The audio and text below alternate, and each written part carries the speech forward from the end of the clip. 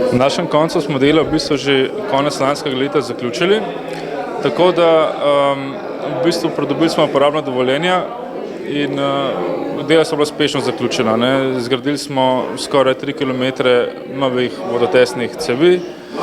Na Mengeškem polju smo aktivirali eno vrtino in en vodnjak, se pravi, čez črpališčem smo vključili 2 nova vodna vira, na območju Kolovca smo zgradili novo v bistvu vrtino in nov vodni vir povezali v sistem s črpališčem.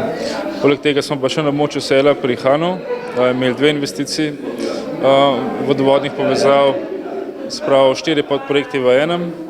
In v bistvu to zadevo smo pričeli delati sredi leta 2014 in potem do konca leta 2015 zaključili.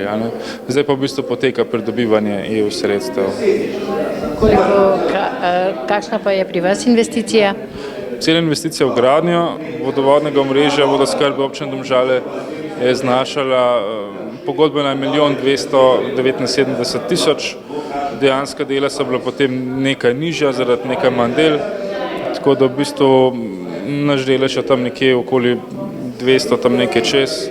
Iz proračuna? Iz proračuna, preostalo je pa evropska sredstva? Tako državama mislim, da tam nekje okoli 160.000, evropska sredstva so pa, se pravi, okoli 900-940 se mi zdi.